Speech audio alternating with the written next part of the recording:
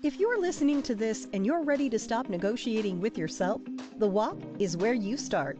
It's a 6-week, quiet, minimal walking structure built for the women who don't want attention, they want results. It's $37. You download it, you follow it, you become her. Structure is self-respect.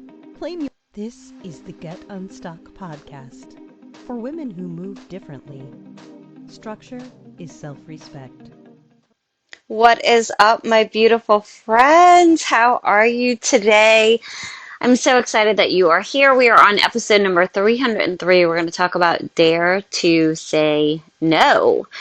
What is that? Well, it's regulated power, your central nervous system, discernment, and boundaries in a very disturbing and loud freaking world. So take a breath where you are right now. You don't need to fix anything. You don't need to be on, and I'm doing air quotes. If you're walking with me today, let your body kind of settle into the rhythm.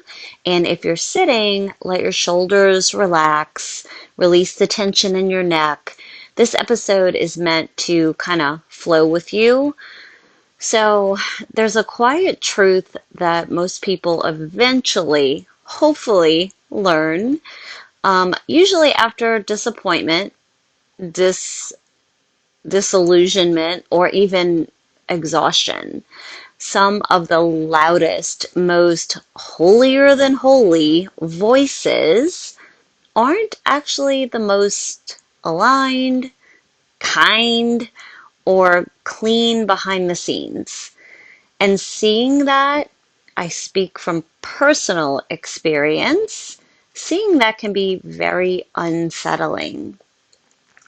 But discernment doesn't require exposure, clarity doesn't require confrontation, and maturity doesn't need an audience. So one of the most regulating skills you can develop is the ability to see straight through, to see clearly without needing to defend or explain or convince anyone else of anything.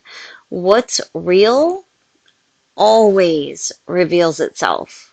Always. It doesn't need your help, and you don't need to be involved in that process. When you stop managing other people's realities, even if they may be a fake reality, your nervous system finally has room to kind of stabilize. So here's what I do know. At 56 years of age, when you feel calm and grounded and certain, it changes how you move through the world, how you work, how you make decisions, how you see yourself.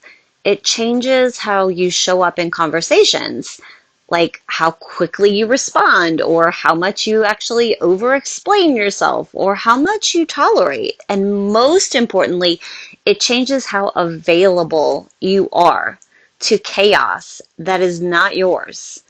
The hard part isn't knowing what to do. The hard part is staying regulated while the world is loud, opinionated, reactive, and extremely, in my opinion, emotionally messy. That doesn't happen by accident. It's a skill. It's a practice.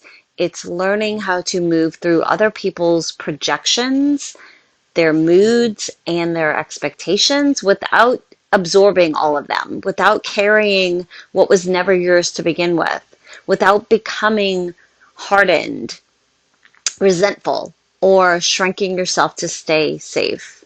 This isn't about becoming detached or cold, although it is tempting at times. It's about becoming solid. It's about knowing what you tolerate, who you tolerate, what you choose to engage with, and what you are simply unavailable for. Unavailable for over-explaining, unavailable for proving your goodness, unavailable for emotional labor that cost you your freaking peace. Most women were never taught how to do this. They were taught to just smooth things over, to go with the flow, be a people pleaser, to anticipate, to manage reactions, to keep everyone else comfortable. And over time, that creates an exhaustion that you can't quite name. You're not broken if you feel like that. You're not, um, I don't know the word I'm looking for here. I'm trying to be kind. You're just overextended. Let's just say that. Boundaries aren't about other people. They're about self-trust. They're about being able to say, I know what I can handle. I know what I'm willing to give. And I know when something is no longer mine to carry. This is exactly why I created Dare to Say No, that boundary reset. It's not a concept. It's not just a conversation. It's a practice, and it's a self-led, on-demand reset for the women who knows she's been over-giving, over-explaining, and over-accommodating. And if you're ready to stop, like not being dramatic, not being angry, just cleanly stop. This isn't about journaling. There's no emotional unpacking. There's not any life coaching involved in this. It's just simply a decision. It is structure. It's the follow through. And over 7 days, you're guided by me, but not verbally, not in a video, just at your own pace. You're guided through a clear framework that helps you say no without spiraling. It helps you honor your limits without justifying. It helps you choose yourself without guilt.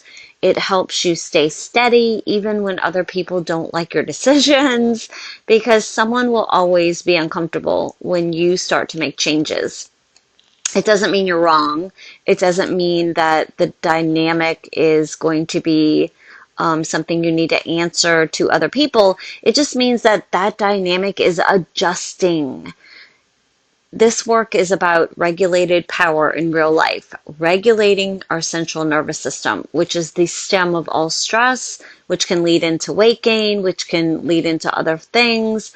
This is not a theory. There's science behind all of it. This is not going to be affirmations, although I love me some affirmations. It's not talking about boundaries, and you know I love boundaries.